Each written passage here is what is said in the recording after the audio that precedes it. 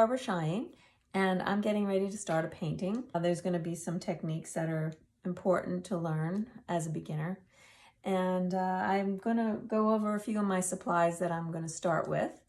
And if you've seen my past videos on watercolor paper and brushes, those are two of the most important things that you should start with that are better quality. And I'd like to go over what I'm going to use for this painting, and so you can follow along. These are the brushes I'm going to be using. They are my silver black velvet ones. These have the little silver band around them, and they're black. And I usually use all three sizes when I'm doing a painting. Occasionally I'll just use maybe two types and then a bigger brush. We'll see how it goes with this painting. But for now, I'll let you know what these are. This is a 16. This is a 12. And this is, well, it's kind of worn off, but I think it's an 8. And then this is my script. It's called a script brush in the silver black velvet. Some companies call them rigger brushes or liner brushes. This one in particular is called Script, and it's a size 1. These are good for a little more detail. This one's great for tree branches and far distant trunks of trees, which is what we're going to have in this painting. And then the Escoda Perla brush. Escoda is spelled E-S-C-O-D-A, and it's from Spain. And it is a synthetic brush, but it has a really great point on it, which is really good for doing the tops of trees, especially pine trees. It is good for getting some little grasses and stuff like that. And this one is it's a blend of squirrel hair, and it is my mop brush. And this one's from Isabey. There's different companies that make mop brushes, and this one's a size 5. Okay, those are the brushes I'm going to be using for this painting. Now I'll move on to my paper, which is right underneath my brushes here. And this paper is a Arches rough paper, and I usually get a bright white. I tend to not like the just regular natural paper. It doesn't make your whites stand out as much, but there is a call for it. But usually when I leave whites, I want it to be pretty bright. So I like the bright white paper instead of the regular paper. So this one's rough, and it's 140 pounds, and it's Arches. Now I have my paints, and I have been changing them up a little bit along the way. I've been getting rid of some and adding some. So for now, I would say I will go over the ones that I have here, and these are the ones I'll be using for this painting, not all of these, obviously. So this one here is quinacridone gold.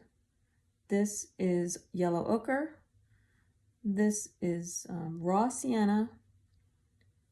Then I have quinacridone burnt orange.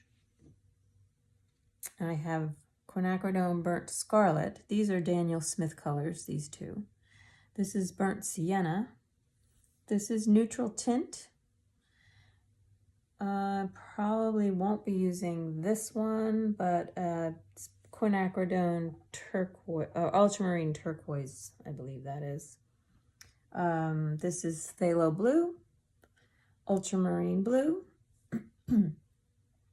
lavender by Holbein. I won't be using this one. It's quinacridone violet. Probably won't be using that one.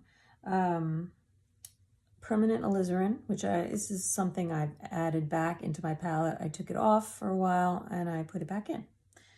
And this is permanent rose, and this is Windsor red. This is Perignon orange, a Daniel Smith color.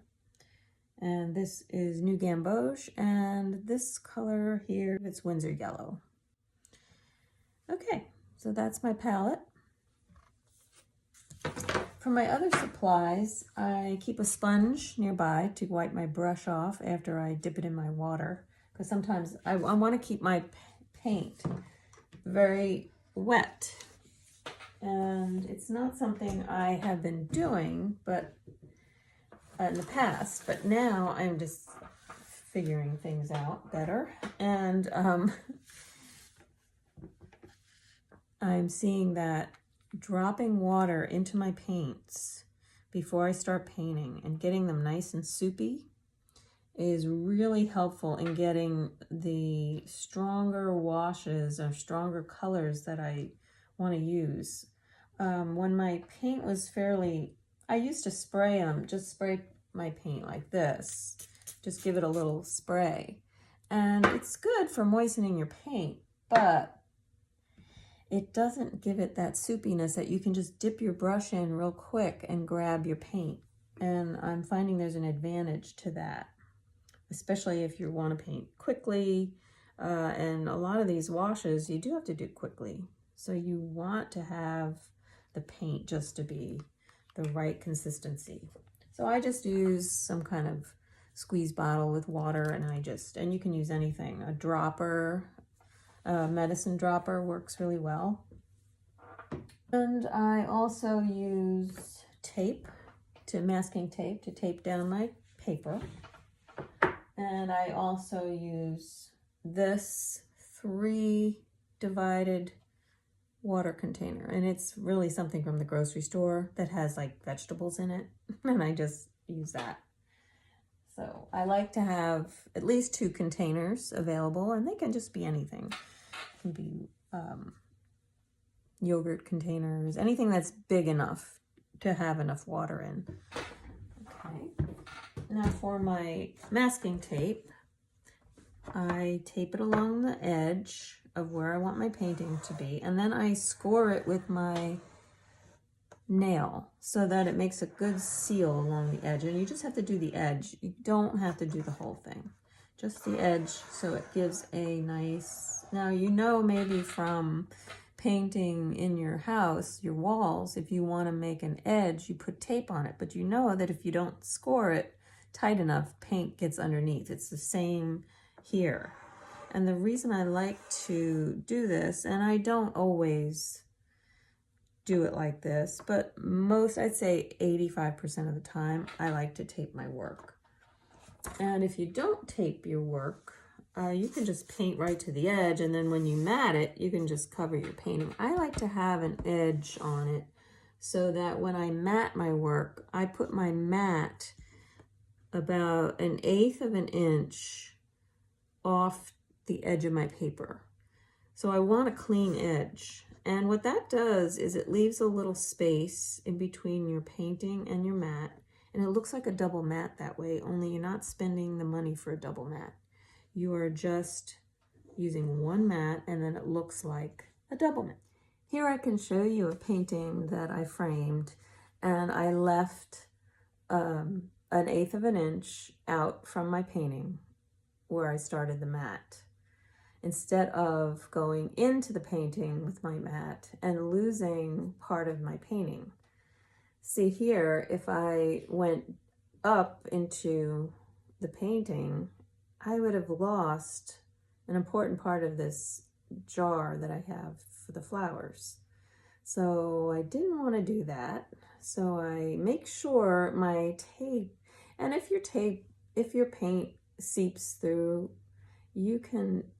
there are some tricks you can do to get rid of the paint on the edge and still look good.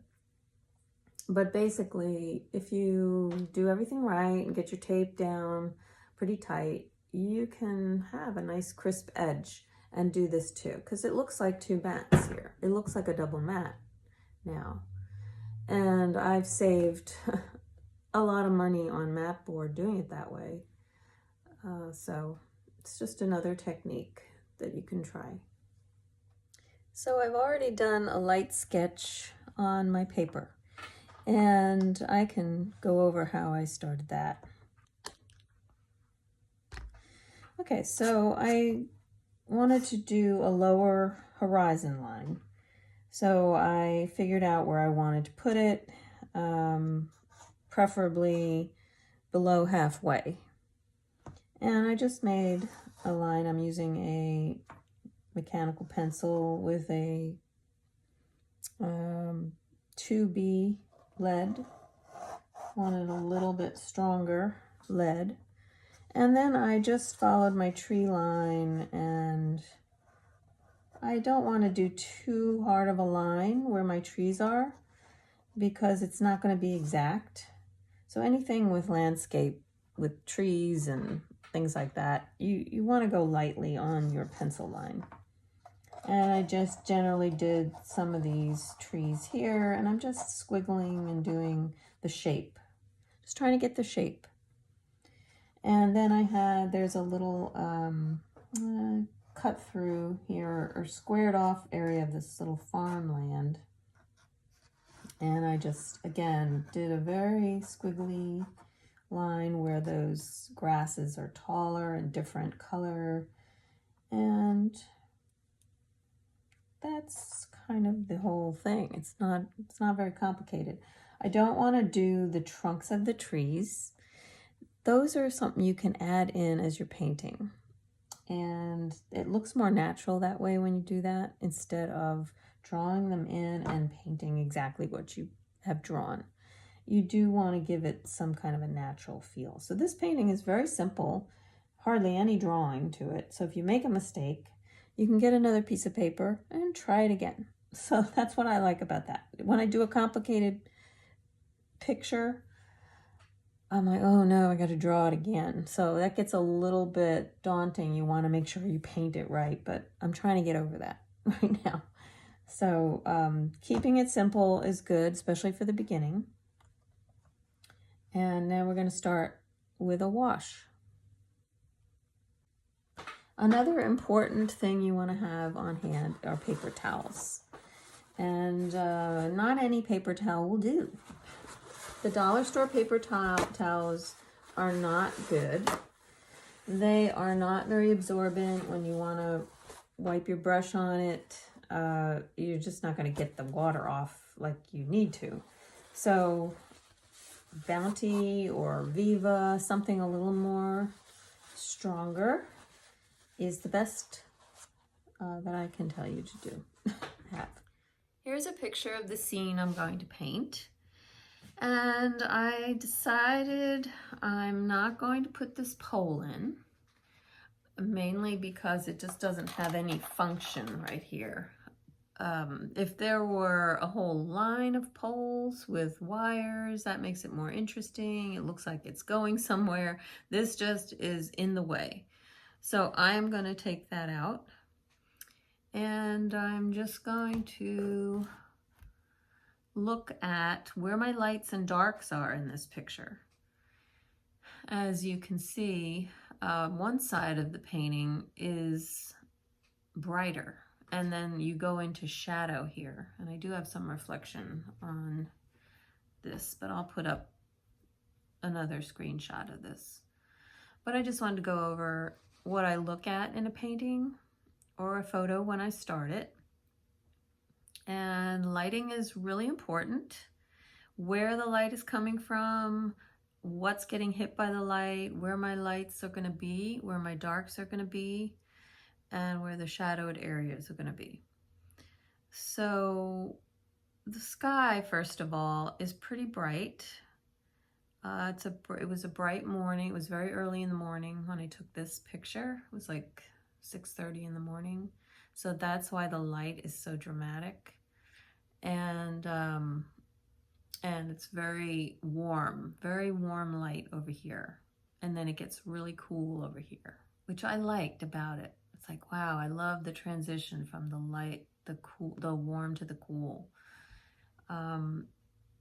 And the sky is a little more violet as it goes down, and it's kind of bright blue on the top part. And I'm looking for where my whites are in my painting, so I know where to save my white of the paper. And so far in this part of the painting, there aren't any whites. So I can feel free to paint all this without having to worry about saving the white of my paper, because it's, in order to get white in watercolor, you need to save the white in the paper. So you have to think kind of negatively. Negative thinking in painting is good in watercolor.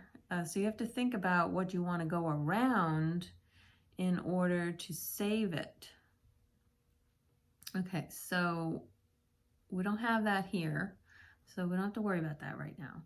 Now you may think that the clouds are something that are very white, and they are. There's a couple of clouds up here. I kind of don't like how there's just a few clouds sitting up there. It looks a little strange. So I have to think compositionally rather than what my photo is dictating to me. I can't just paint it because it's there and say, oh yeah, it'll be good because it was there, that's what was there, I should paint it. But no, it doesn't kind of work out that way with a painting. You really need to think about your composition, and do you want to stick that right in the middle on the top, right there? No, let's take that out and see what happens. I like that. It might be a little bit boring, so what I might do is I might add some clouds up in here and then continue them over just to keep it from looking like it just pasted that on right there. But just kind of incorporate this, the whiteness of the clouds up here. That might work. And so in that case, I'm not going to paint that white. I might add a little bit of white on the edge. So I want to save a little bit of white of the paper, but not a lot. And I'll show you how to do that. Okay, and then down here, these clouds are not white, believe it or not. They're more of a violet. And there's some maybe yellows, like raw siennas down in here. So surprisingly enough, those are not going to, you don't have to save that as far as the white of the paper. All right, let's get started. I'm going to start by using my mop brush. So I'm going to wet my paper first. And remember when I talked about doing the clouds up in here? So I think I'm going to, I don't really want hard edge clouds, so I'm just gonna wet everything and just kind of stay away from a certain area to keep it a little lighter for my clouds. So wetting the paper, I'm going to wet the whole thing because I'm going to go through, and since I don't have any whites to save, I don't have to go around. I would normally, if this tree was white, I would go around the tree. Well, we're not going to do that. So, but you have to go around something in order to keep it white. Obviously, a tree wouldn't be white, but let's say you had snow on the tree. Actually, snow on the tree isn't always white either. There's all different colors in it, so you might not need to do that. Anyway, I am wetting the paper pretty well. I don't want to make huge puddles, but it should be glistening a little bit. I think you can see a little glistening there.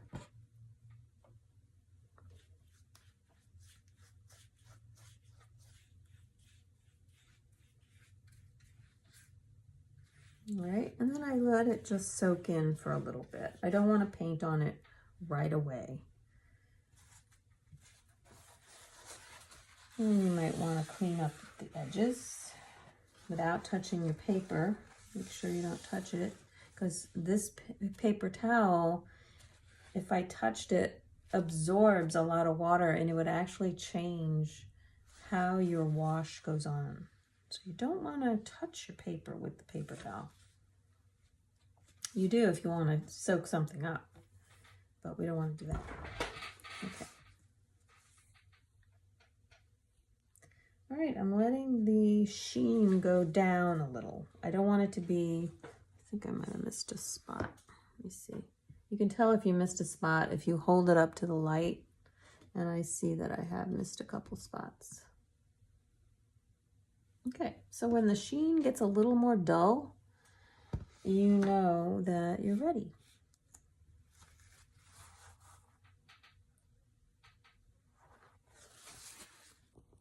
So I'm going to take a little bit of ultramarine blue, and you're going to need quite a bit of paint because you're doing the sky. It's a big area. And I'm going to add a touch of phthalo blue to that. And it's probably what I want to start with. Maybe a little more phthalo. Now I use phthalo. A lot of artists don't use phthalo. They think most artists use cobalt. I don't have that on my palette because I don't like the toxicity of cobalt. So that's why. All right, hopefully you can see that well enough. Move this down a little bit. Okay.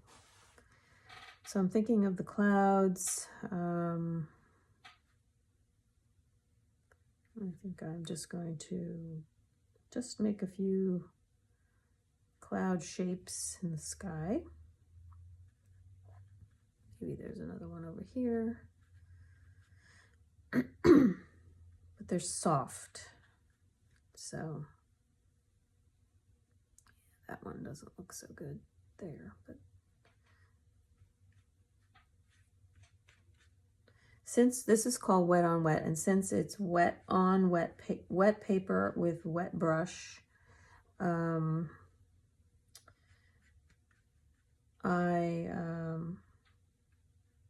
can move my brush around. If I was doing it wet on dry paper, you have to approach that a little differently. So we'll talk about that. Now I'm going to add some raw sienna to my ultramarine. And there's a little dark that's underneath the cloud.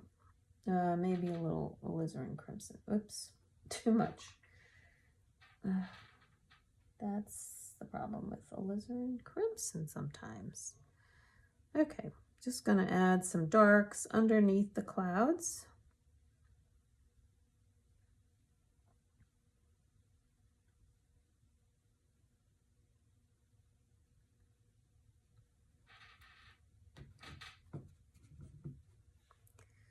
Just gonna let that flow a little bit.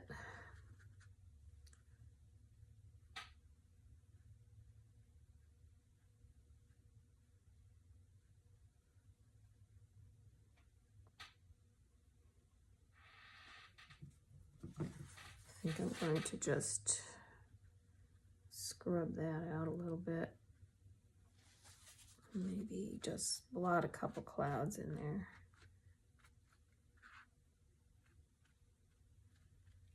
You take a paper towel and blot some of the clouds also.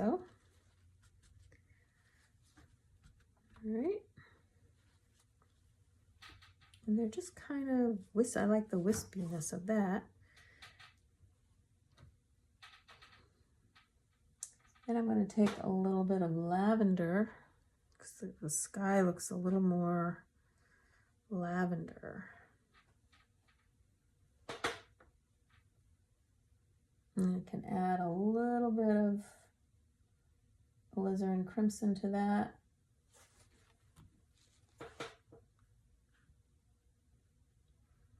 And a little bit of, I'm going to use yellow ochre down in here.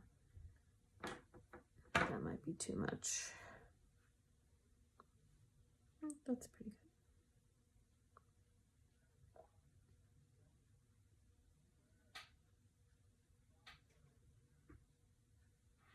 I'm going to go over it lightly with lavender, not much. Paper is starting to dry. There's more lavender down here.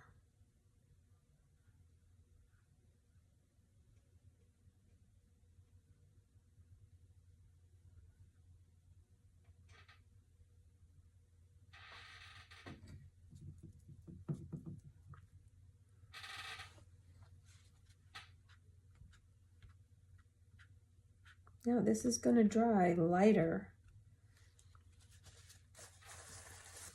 So you don't want to go over this again. So you have to do it right. Otherwise, it's not going to be right. Okay, I see a little bit of phthalo right in the, that's a lot of bit of phthalo. I do that every time.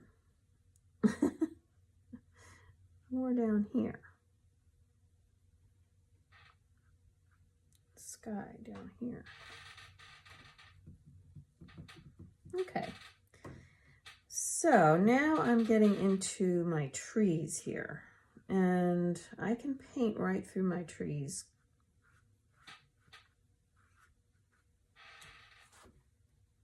And what I'm going to do is start to add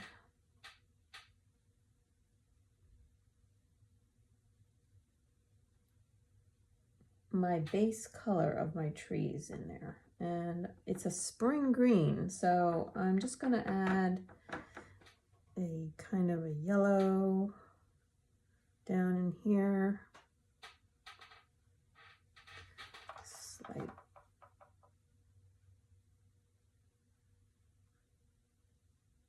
You see that over here? It's just yellows and greens up in here.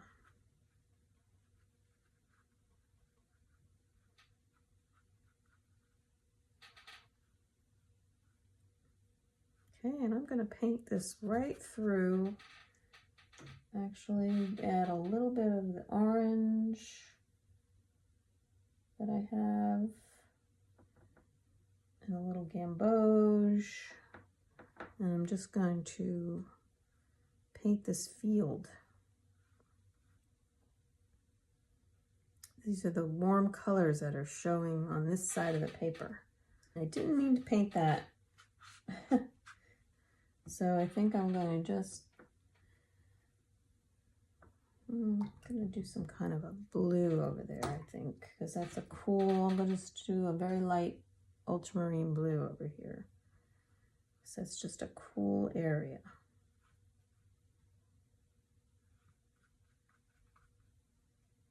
I'm just seeing some of the colors that are underlying here, and then I'm just painting those in. So later I can cover them up with,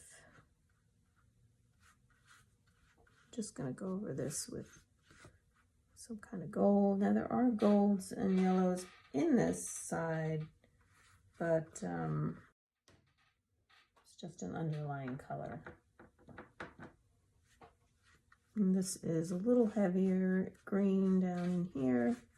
I'm just gonna cover that with raw sienna. Okay, now you can see it a little better. It's dry, and I probably shouldn't have dried it the whole way because I want these, well, these trees are pretty crisp, so they're not really that far in the distance. But, so I think I'll be all right. But I kind of wanted it to be a little bit fuzzy back there. In that case, I should have kept the paper slightly moist so that, but I can still do that. I can still put a little water there, which I think I will, but very lightly. I can see where my trees start, and I can put a little water right there so that it'll blend a little bit more into the sky. So I'm re-wetting the paper basically, which is very easy to do, because if you have to stop painting for any reason and then your paper dries, you have to do this to get your paper wet again. I'm going to move into a different brush. I'll probably use this 12-inch or number 12 brush in the silver black velvet. And basically going to use the blues on my palette already to create a green. And I need a brighter green. These are spring trees. And I don't want to make it too bright. And I don't want to make it garish looking bright. So I'm going to take a little bit of my yellow ochre. And I think that's not the right green, so I'm going to use some Winsor yellow. And a lot of times I will test it on another piece of paper.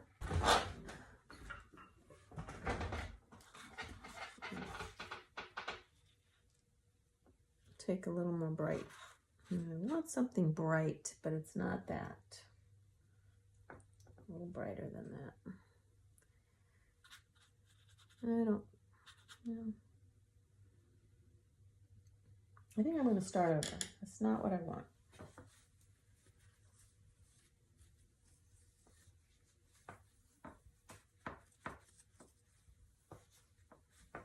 I know what I want and I didn't get it. Okay, so just clean everything off and start over. You haven't heard anything because you haven't painted yet. Okay. I want to use my quinacridone gold, not my Winsor yellow. And either ultramarine blue, that's what I want. And maybe phthalo.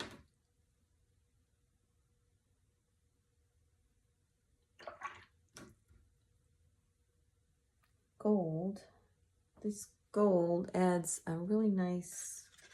Now I used to have sap green on me, and it was a M. Graham sap green, and that's a nice color. But I feel like when I mix my greens with the blue and the gold or the yellow, and I'm getting a more interesting green. So I decided to get rid of my sap green and my hooker's green, even though I liked it so much. But this is the green I'm looking for. See, this was not right. It's more of an olivey, yellowy green. And that's what I'm looking for. All right, so the paper is starting to dry. And it's just, yeah, the paper's dry now. Didn't want that to happen.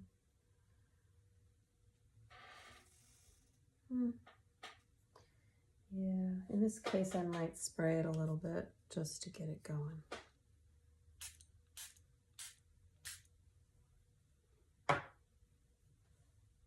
Gonna add a little more gold.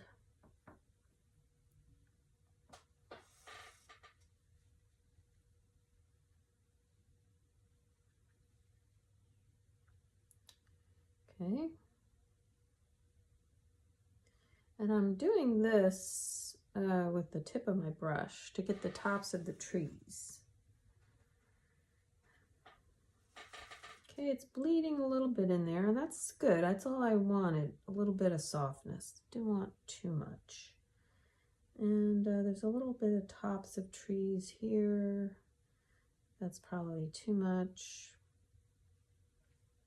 This is where the perla brush comes in handy. This brush.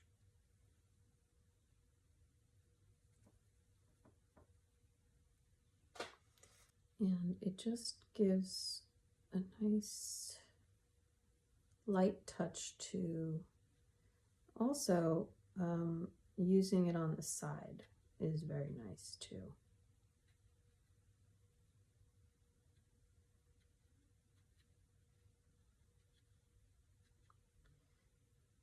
That's what I wanted.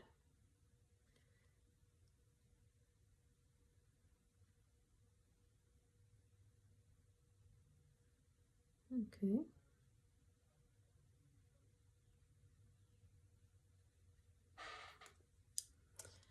All right, now down here,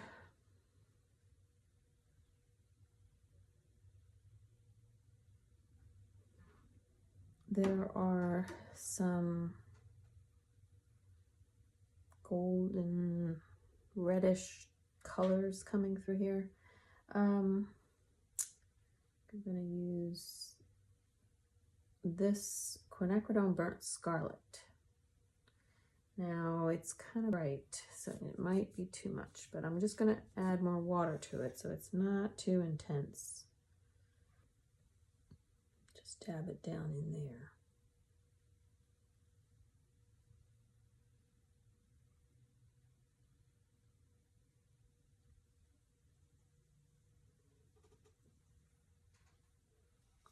Okay, that's what I want. I can add some more golds in there if I want. Just make it more interesting. Okay, I like how that looks. Using a little more gold, quinacridone gold. And these trees right here, that's a little too much gold.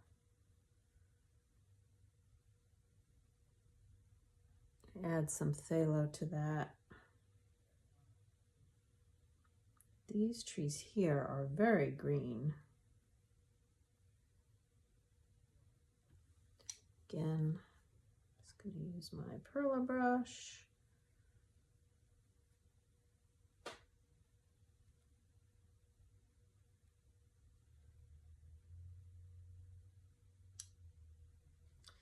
I don't like that. The side of the brush works so much better. And it works with the rough of the paper.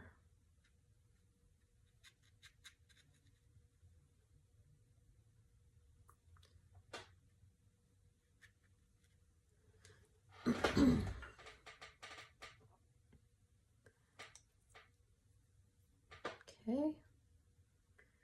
I'm going to add a little touch of Winsor yellow because it's just so nice and bright right there.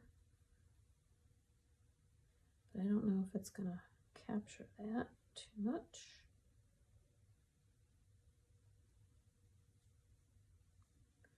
Okay. Just going to keep going with it. And these trees, yeah, there's definite changes in the color here. So I'm going to add some ultramarine blue. I'm going to dot that in there because there's shadow in the trees.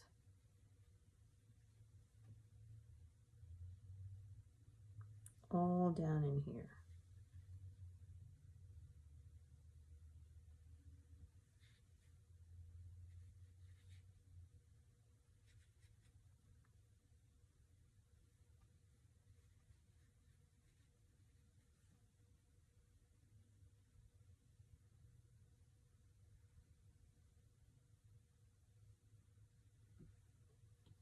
There's definite shadows here, but it's still too early to do that. It's very wet.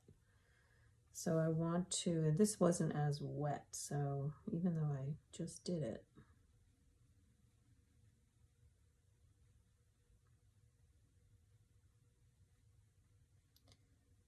Okay.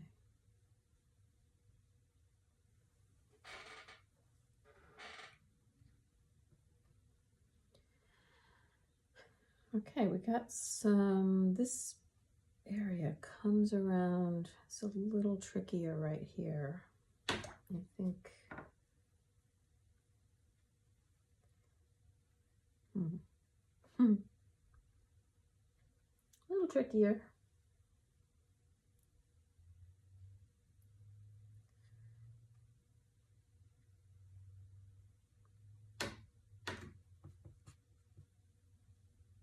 I'm just going to leave that alone.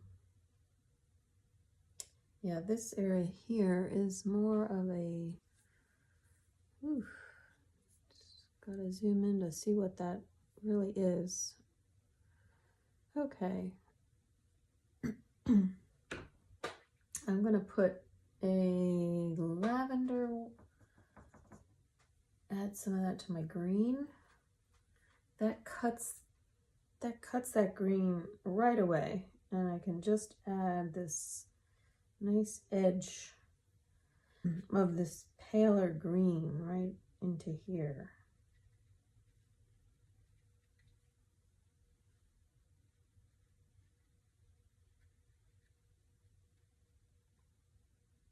There's a lot going on over there, but I'm just not gonna be too intense with it.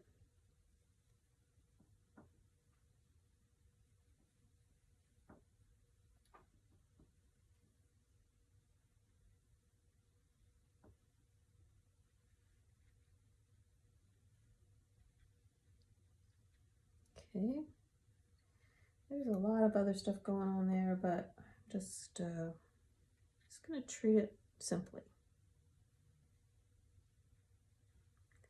Okay, now I can keep going with my green of my trees.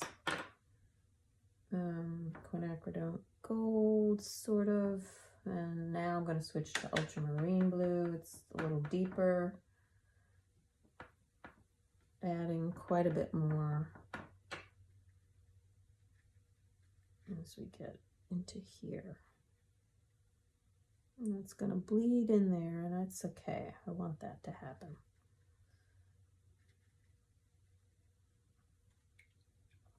I think I'm going to take a little more lavender, get that into here. Get a little more gold. As we go up, it gets a little warmer at the tops of the trees. This tree here, now we're going to have to get a little more of a dry brush. I'm going to take my smaller brush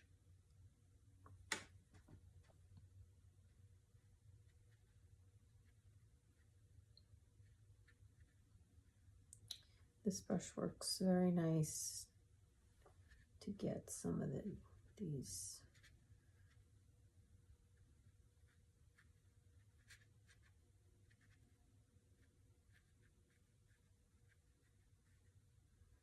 okay.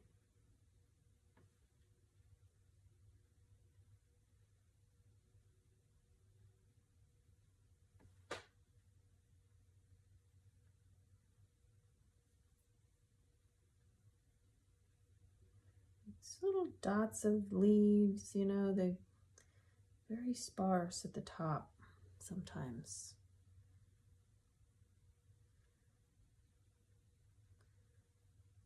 As they go out, they get a little sparser.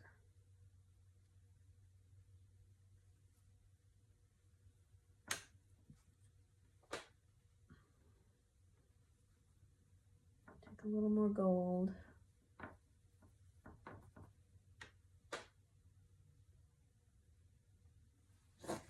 I'm going to turn my paper a little, it's a little easier to work.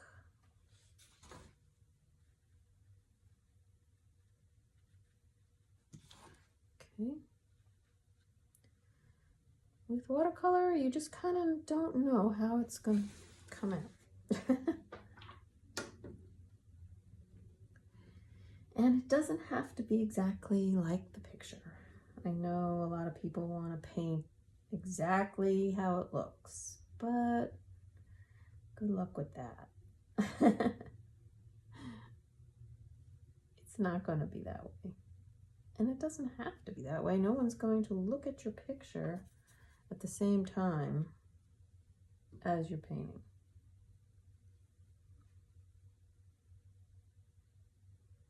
I'll put a little blue in there, but it's probably a little too much blue.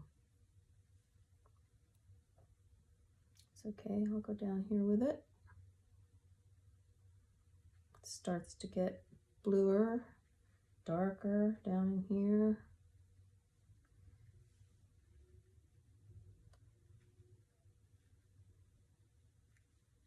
I like painting trees, it's fun. Okay, then it gets cool, warmer as it gets to the top of the tree. So now I'm gonna just give it a little bit more. I didn't. I got a little blotchier than I wanted it to. I wanted it.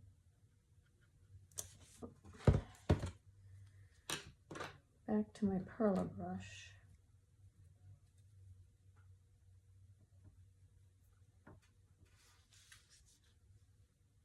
There are a lot of other brushes that work really well doing this. I'm just not using them.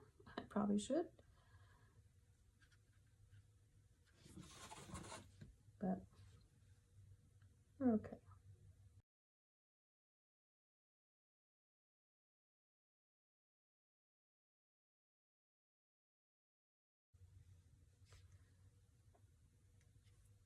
Sometimes a little tap tap, but I'm not gonna do too much of that.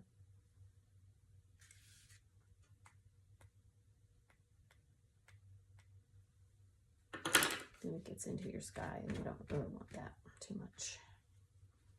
But I really like that look, so I think what you can do is you cover your sky. Take a little bit.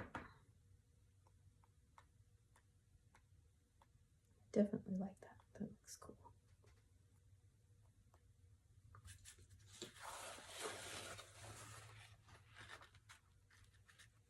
You can get rid of the ones you don't like.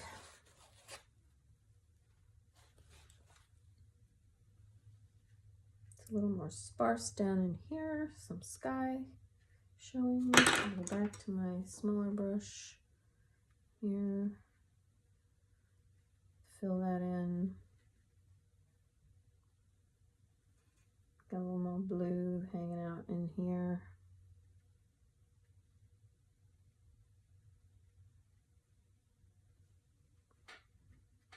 At this point, what I want to do is take my liner brush. What did I do with it here? And get a little bit of violet. And I'm going to use my quinacridone burnt scarlet and some ultramarine blue. And more ultramarine blue than that.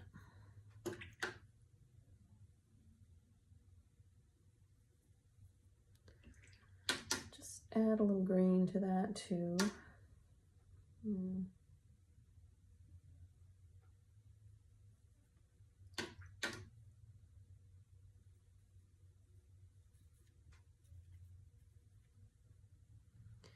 And start to do some of these branches, and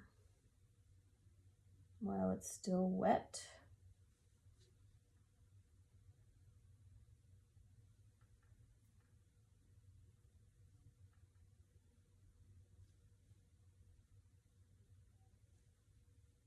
you don't want to do it when it's super wet, and it is pretty wet down here.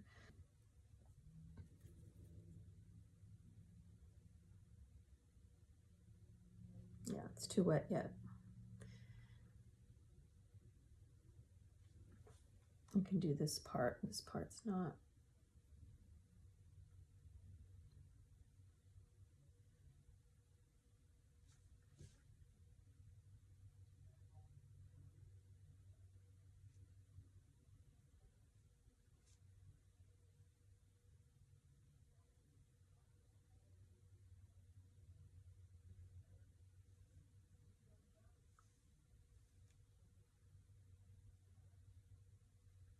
Too wet yet. Too wet over there, and I don't want to make it too dark, so I don't want to use heavy paint, so I'll make it dark. I'll wait a little while longer. All right, keep going with my, I can see Maybe I'll use a little phthalo blue instead. There's a little more subdued green over here.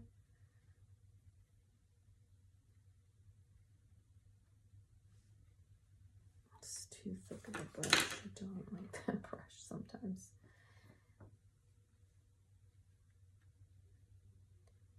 All right.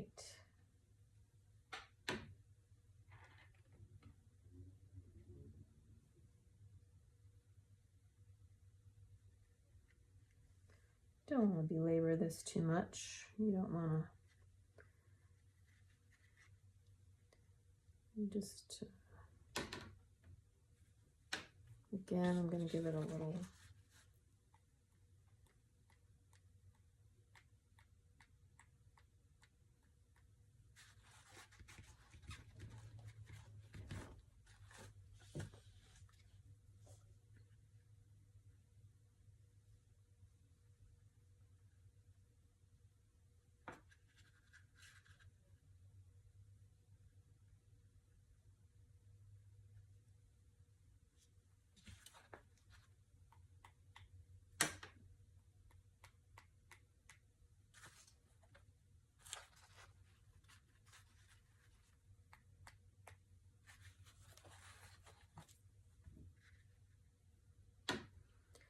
Okay, I'm seeing a little more of a greener green here. Then it gets to a more deeper green with some raw sienna and ultramarine blue. Will make a, looks kind of muddy. I have to change my raw sienna, it's too dark. I'm going to use my yellow ochre because that is the lighter color that I want as a green. I just don't like that though. It's still not the green that I'm looking for. That's not bad. Okay, there's a border here.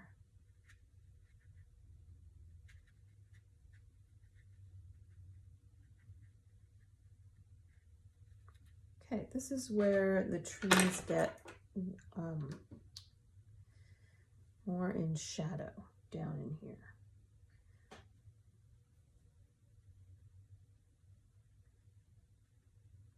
There's a lot more going on, deeper color in here, and I'm just going to keep putting some of that in.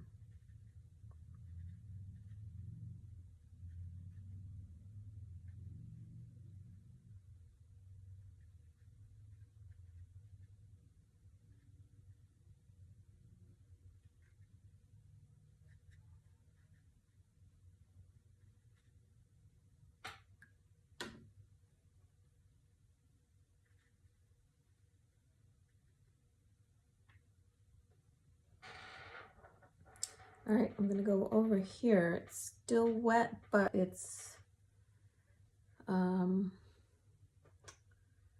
enough where it won't bleed too much. I'm using a thicker amount of paint. I'm adding some blues in there because I see that.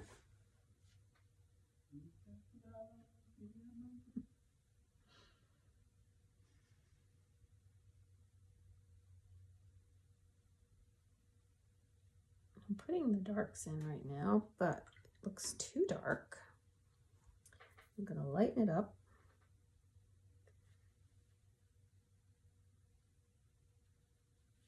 It's too dark. All right. That's how I want it.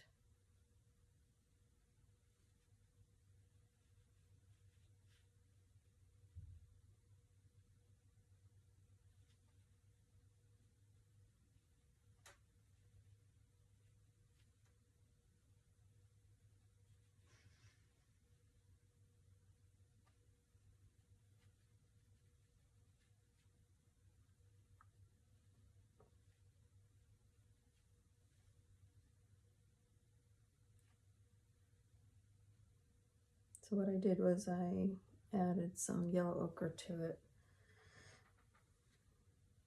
to just calm it down a little bit. And I'm taking a little water and drying it off on my sponge, drying my brush off, and just touching around the edge so that it blends a little bit. This is too hard edge right now.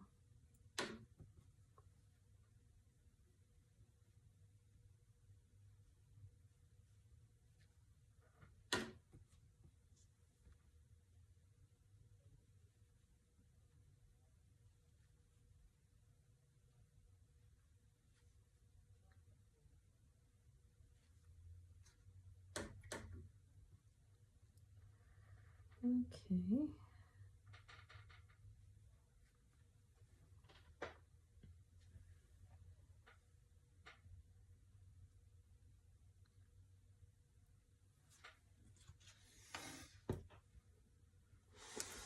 Look at it from a distance to see.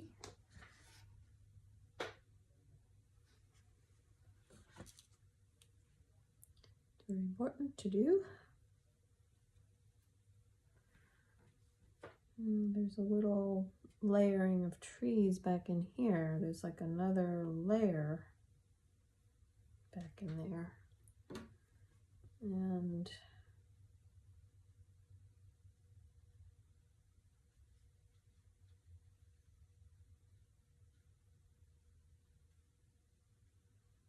you can add a little darker color back in there and then soften it, which is what I just did.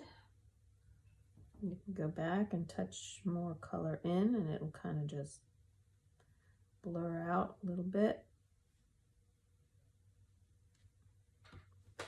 so that you get some layers going on back in there. Same as this area here. A few layers.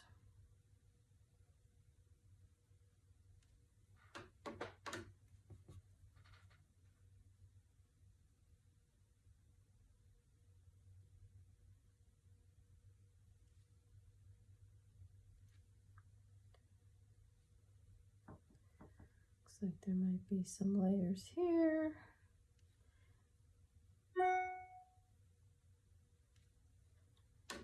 And you know what? I'm not even looking at my photo. I'm just doing what my painting kind of dictates right now, because if I try to do it how the photo is, it's not that accurate. And I'm just going with my darks that I put in and how that looks back in there.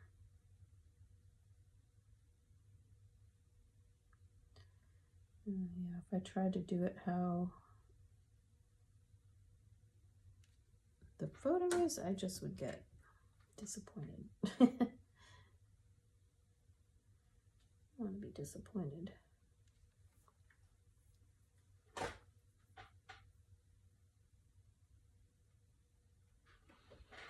Okay, so it gets darker. Certain points gets really dark. So I'm adding more darks down in here. There's a point where there's like lots of darks back in there.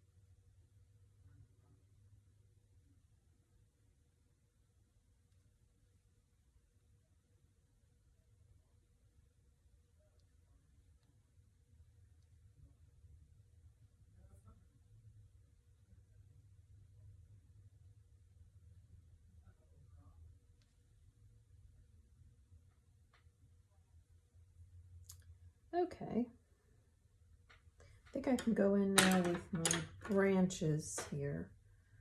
Go back and try that again.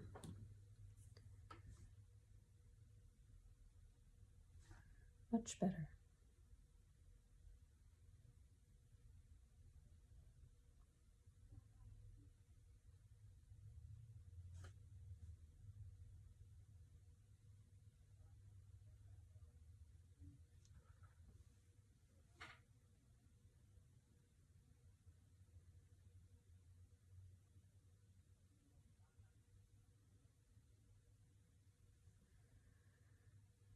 Okay.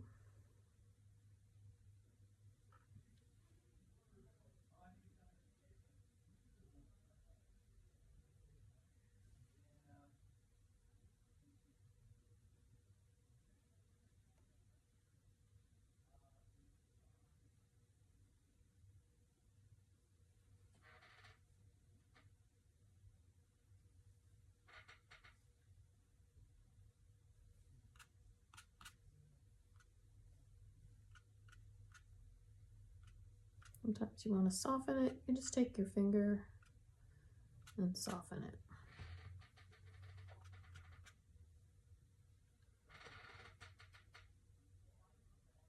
Okay.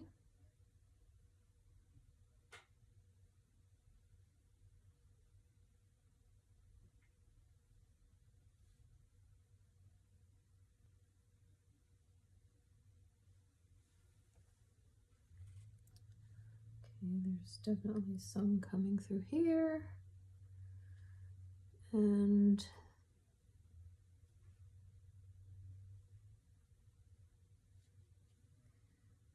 there's some. This never works for me. I try scraping it with my nail and it just doesn't work.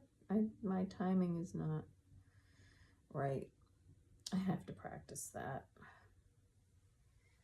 Just do.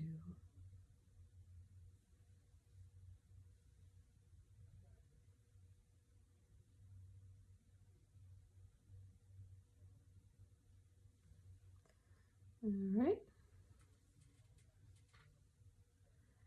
And there are branches and things happening here. I just cut my nails, so that isn't gonna work. I do have a razor blade and I like to use that instead. But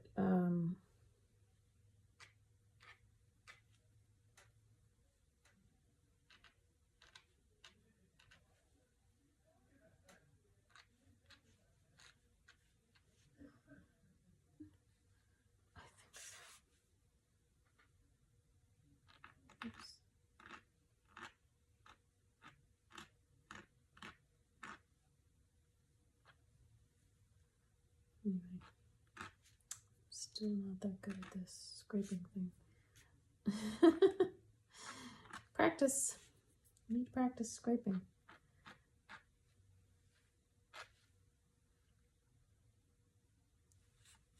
Okay, now you can scrape, and you can scrape too soon, and then you'll get dark instead of light when you scrape out. But you have to wait.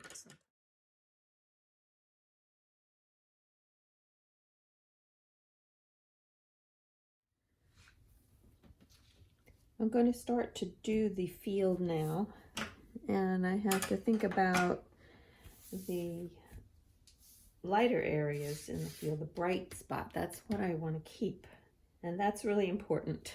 That's easy to lose. So I'm going to pick, I think I'm going to pick raw sienna.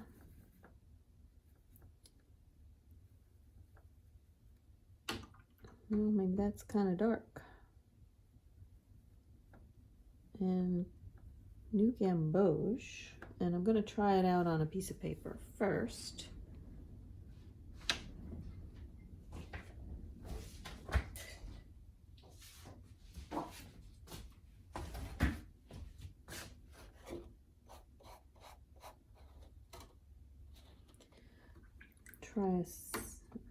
me try yellow ochre.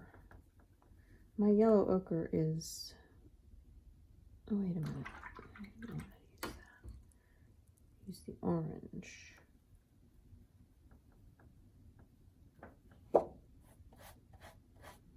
It's a little too orange.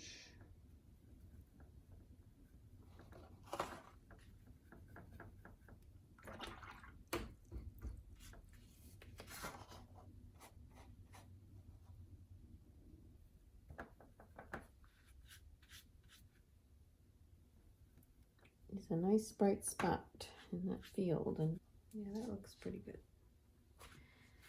All right.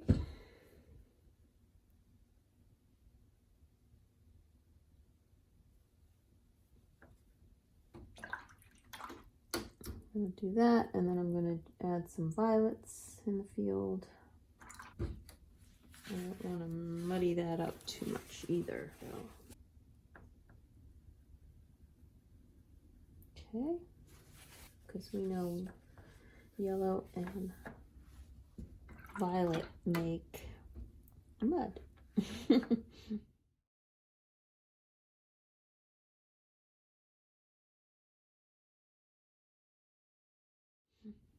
So here is, this is lavender.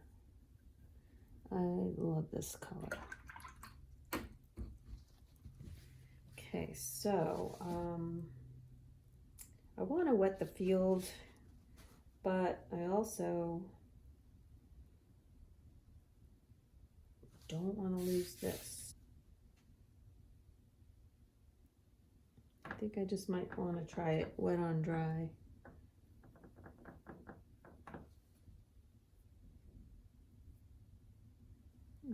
Got more orange in it.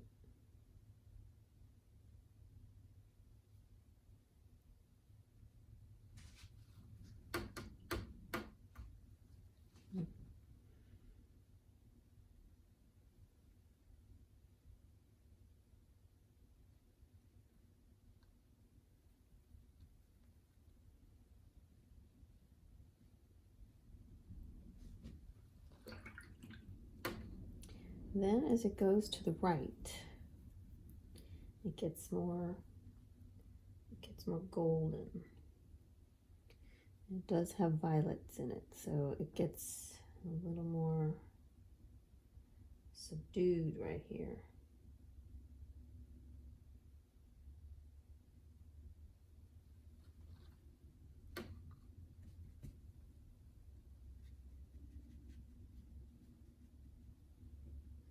Okay, that's what I want.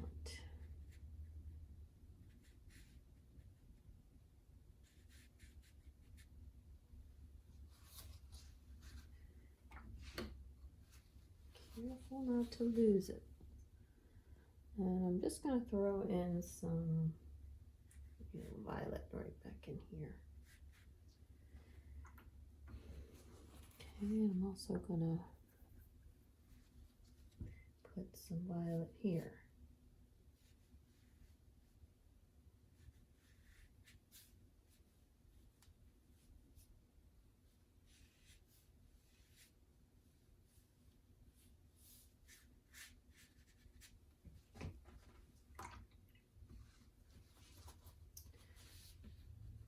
Nice, that's what I like, for it to work. I like for it to work.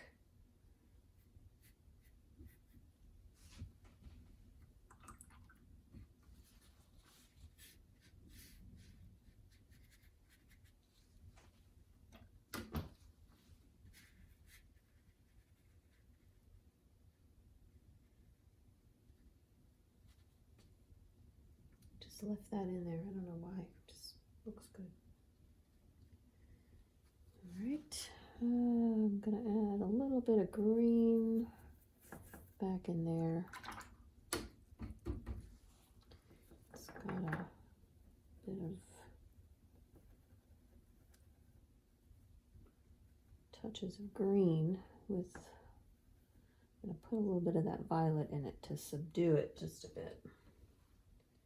Right here.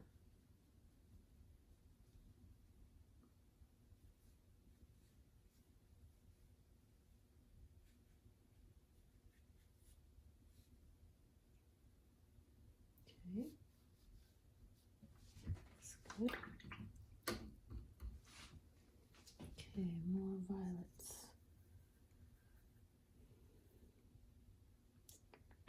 So I'm adding lavender and a little bit of alizarin crimson. And we're just gonna lay that in. We've got quite a bit here. Oh, wow. That's too much. Woo. Sometimes that happens. Wow. Everything's really strong right now. I do like that, actually. Happy mistake.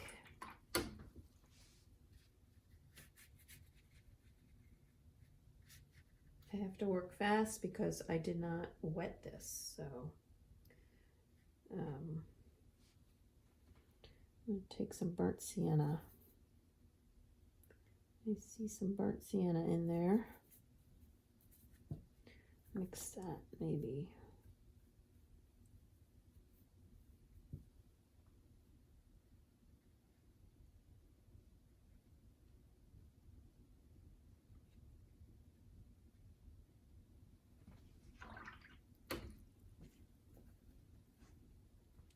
Back to the greens.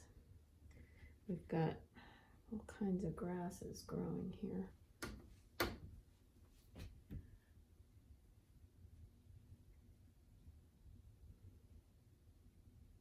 I'm going to cross over onto there.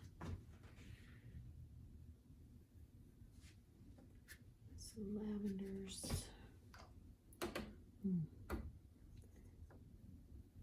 Actually a lot stronger lavender there. I'm just going to go for it.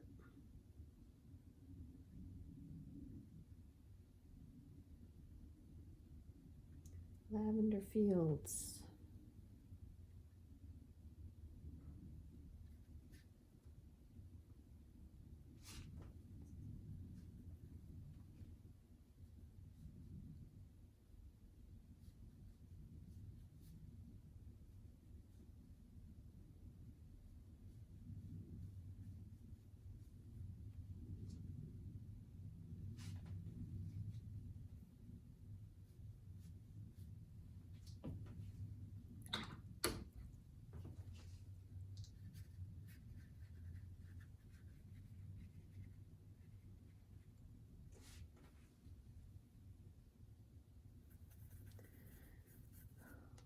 More greens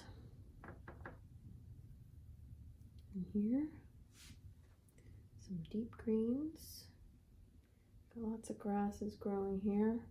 We have some greens on the edge.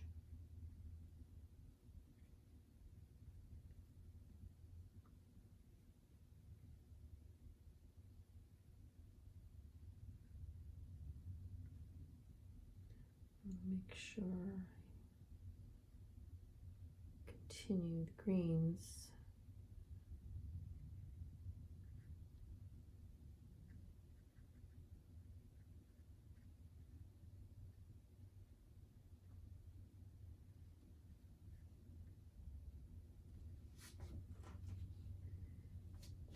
Now I see some more darks in here, and it's not dark enough, so I know I have to get it darker. Touch that very lightly. Very lightly.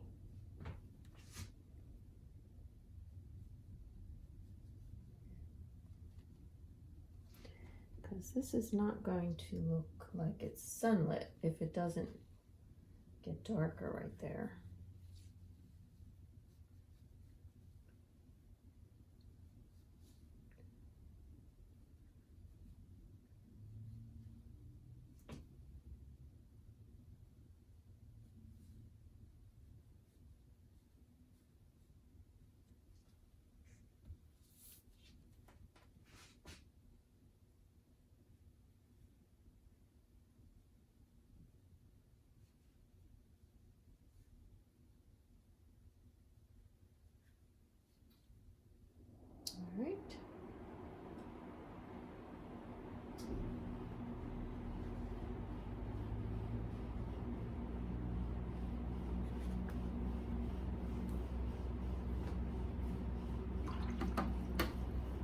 And now I'm going to try to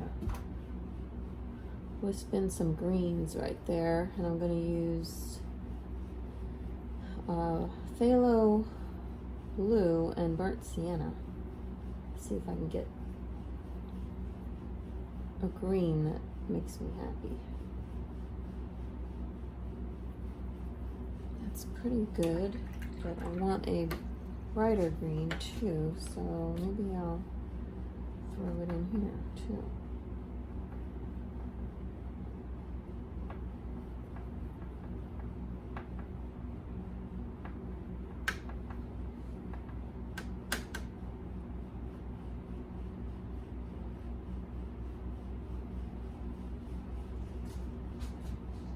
So right here, I'm just gonna throw this in here. There are flowers in there too, so maybe I'll leave a little bit of that.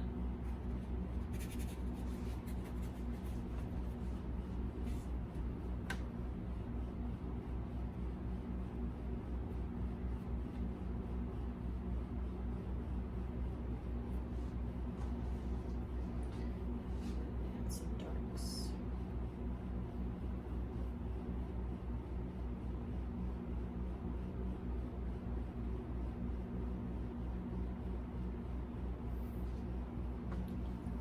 Glare on there.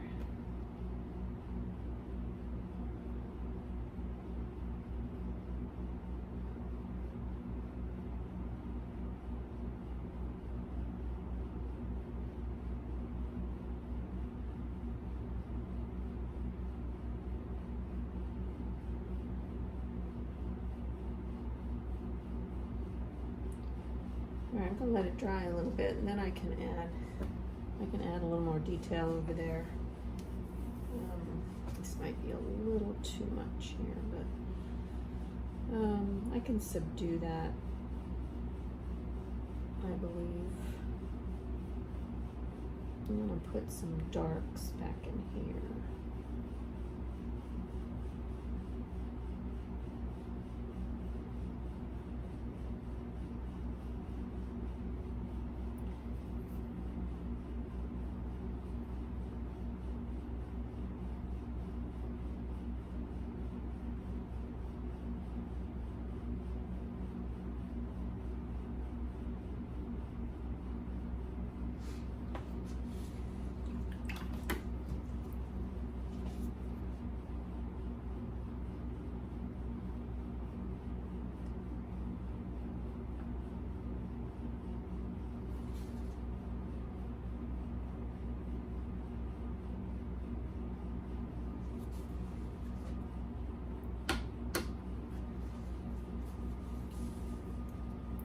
And now I'm going to,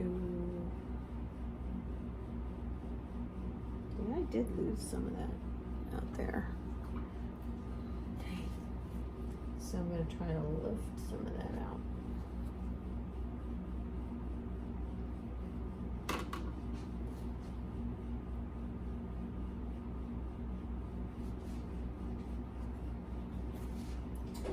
It's possible.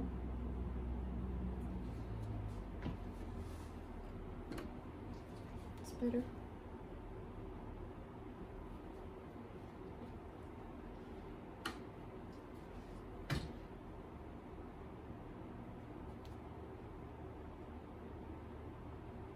Here too.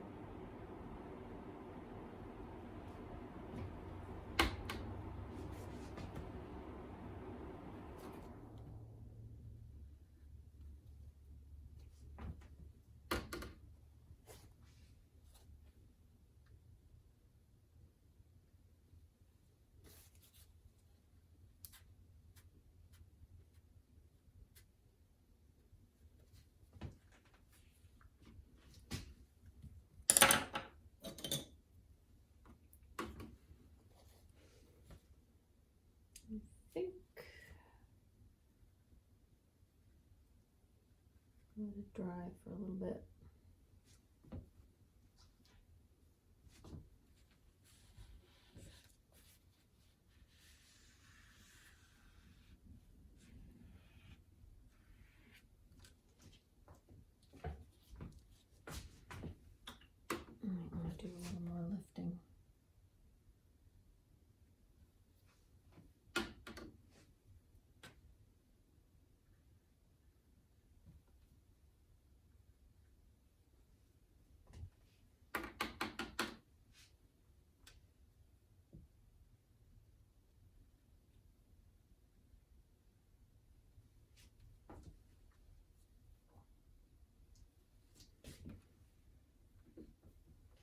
tricky.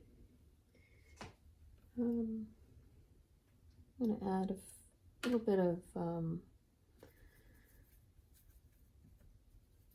tree trunks and a little more down here. There it looks like there's trees back here. Maybe these come down a little more.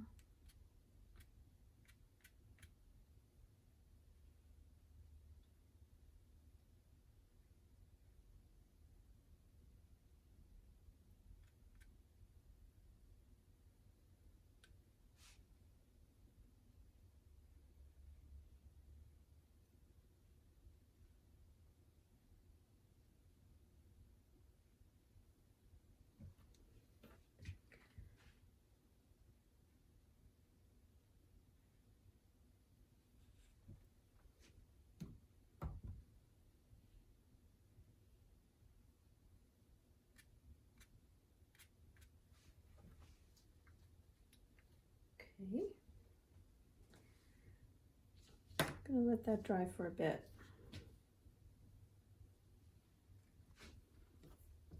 I didn't want to let it dry too much because that can be bad too. I don't want this area to be too hard edged right in the front. So I am just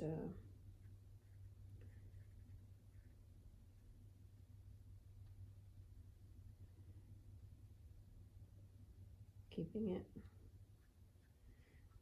a little bit wet.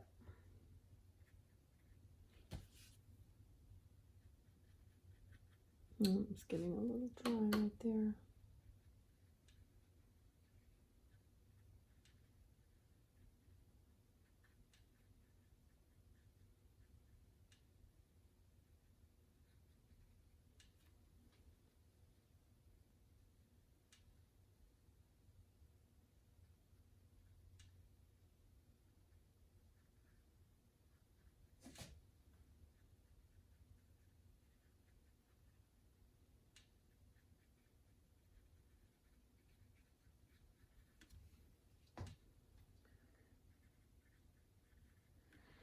All right, so I'm not going to leave it like that because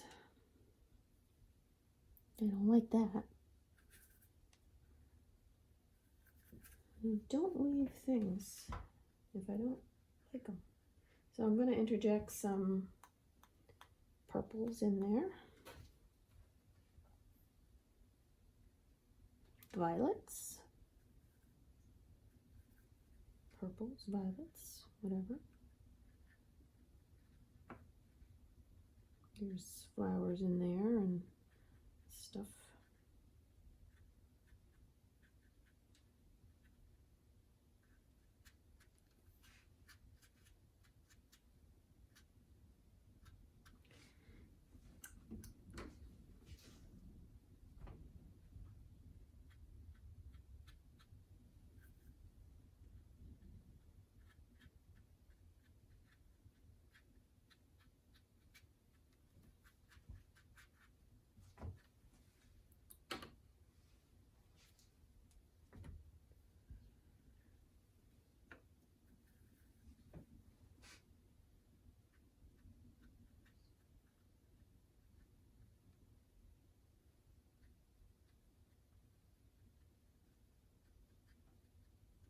Just scrumbling my brush around I'm breaking up some of that grass, and I'm going to try to use my nail, but it always doesn't work well with me, but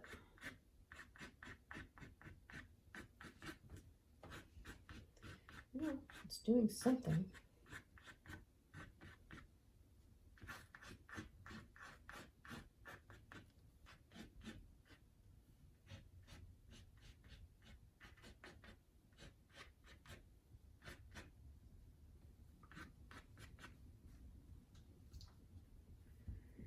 Okay.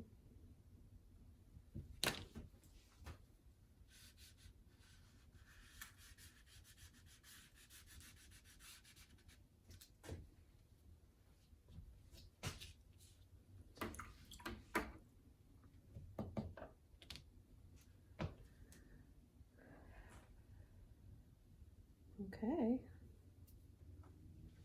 Next, I think I'm gonna spatter it with a little bit of gouache, white gouache. I just have to find it. It should be laying around here, but I don't see it. I found it.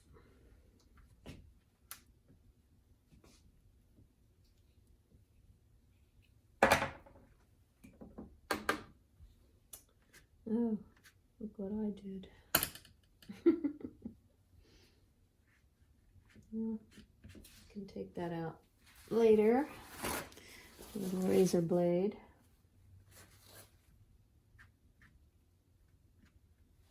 Yeah. All right, well.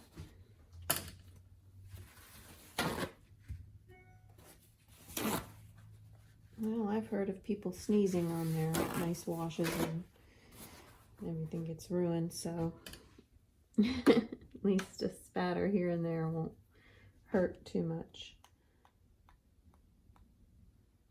Okay, so this is just going to add a little texture here.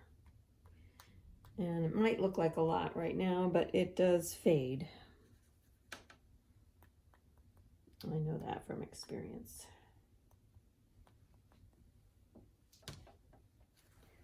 All right. Yeah. That's pretty cool. I just don't think that's cool. So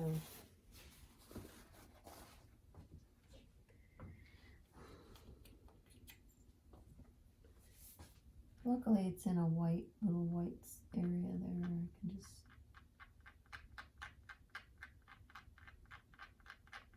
this is how you fix bloopers. And it's fine. When the paint dries, you can it just scratches right out.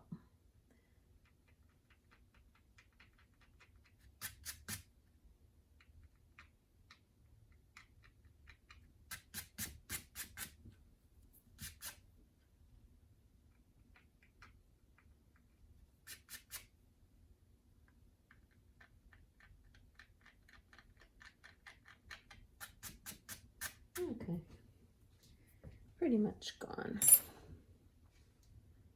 I'm going to dry this because I just need to see it dry. Okay, the paper's dry. I added a few more spatters and I dabbed in a little bit of white gouache over by some of these violet masses that I put in, just so there's just these fluffy flowers. They're not flowers, they're just weeds or whatever, but they're these fluffy things that are on the side of the road that there's so much of that around. It's so pretty. And this tree here in particular is not in shadow, which it should be. So I'm going to do that. I'm going to add that in. So I want to make a green, but it's kind of a bright green. Get rid of this water.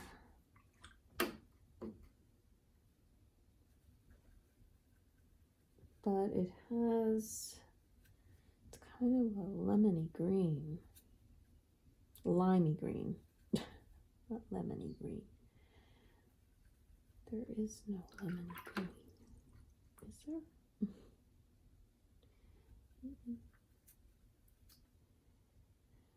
All right, we'll try that. And it covers this area here, and it goes up into the trees here. So let's see if we can accomplish what I want to kind of accomplish here. Is it looking more shadowed? And I might just want to put just a layer of blue in there.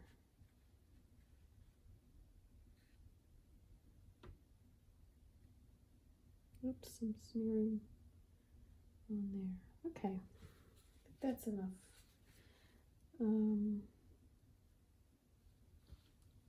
Yeah, it gets dark in here too. It's pretty dark right in here.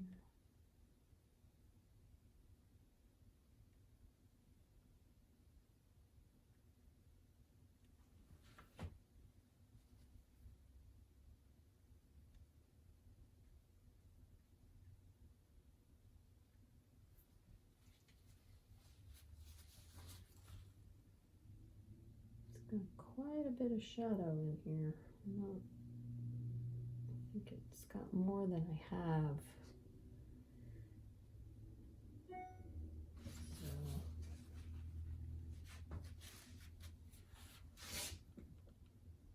I'm going to emphasize that just a little more.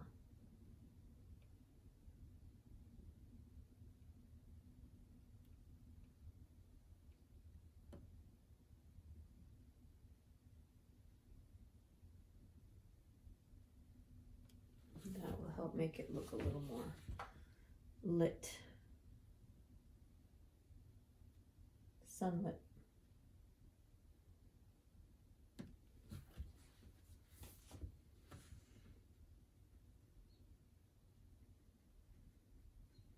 Hopefully it does.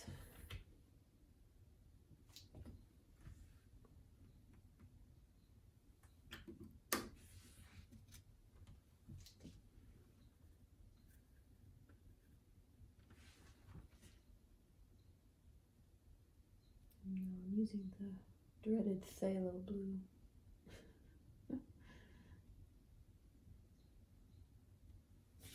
I like it. I don't care what anybody says.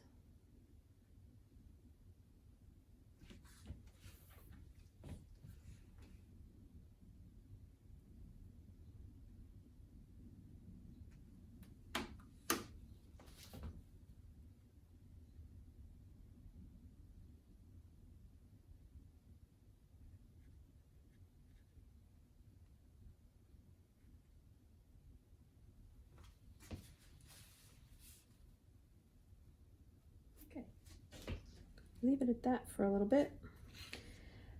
Now I'm going to, let's see, I don't think I'm going to touch the field very much. I don't want to put too much detail in there.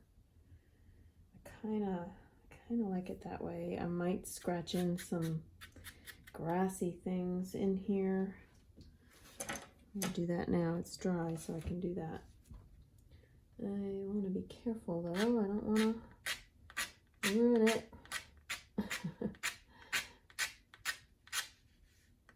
I've been known to do that.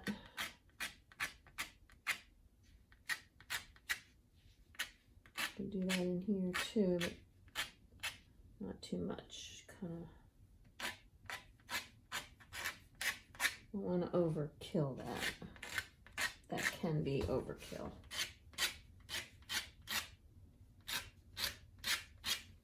Yeah, just to leave that. But over here, there are some edges, the grass edges. I'm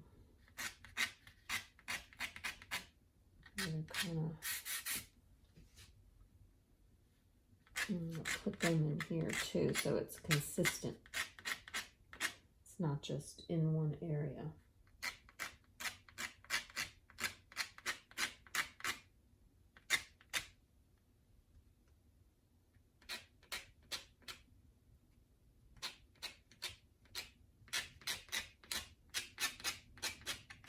Not too much though. It can be too much. You don't want that.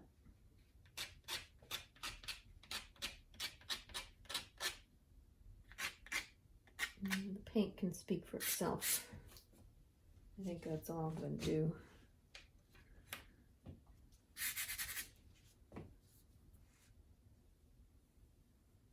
Okay, and I'll zoom in a little for you to see what I did. Oops.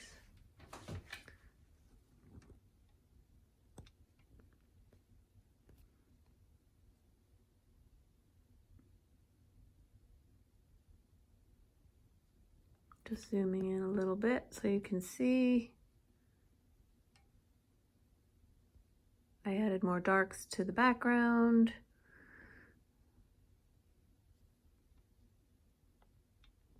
Adding more darks will bring out the lights.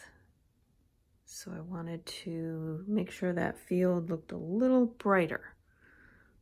And in order to do that, I had to add more darks under those trees. So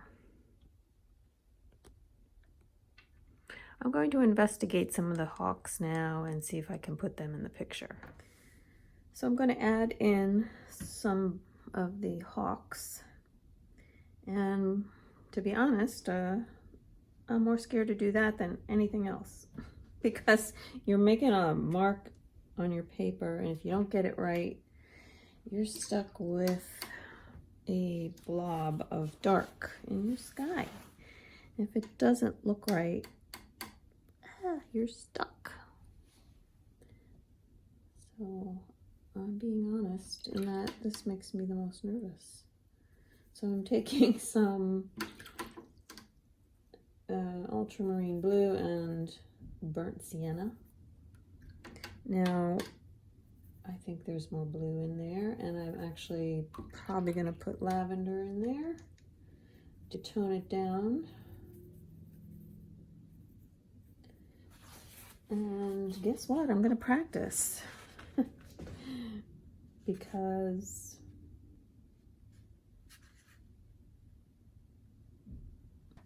here we go. I'm going to do it a lot paler because this one's more in the distance over here. And just going to give it a flicker.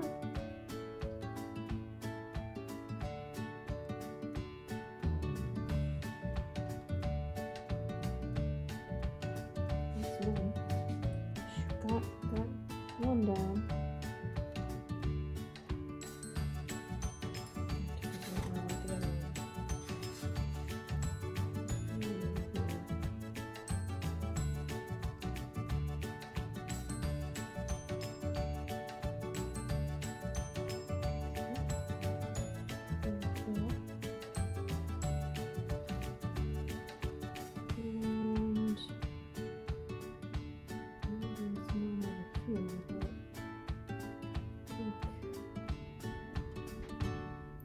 I want to give it a different direction, closer to this one.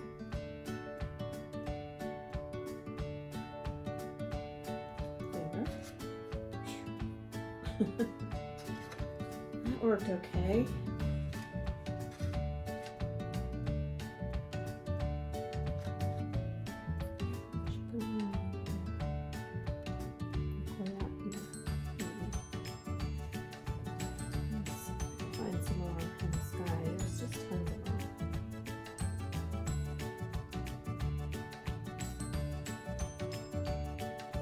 Bigger.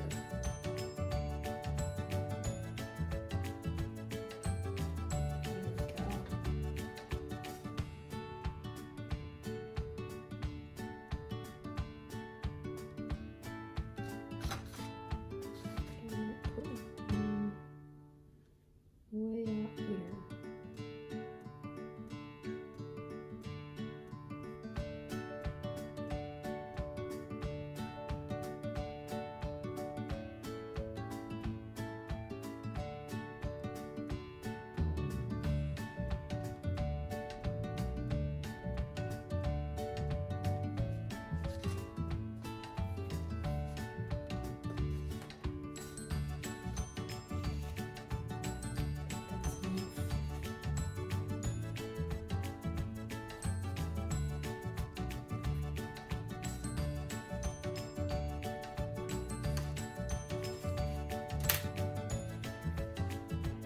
Pretty much gonna call that done. I hope you enjoyed watching this tutorial. See you next time.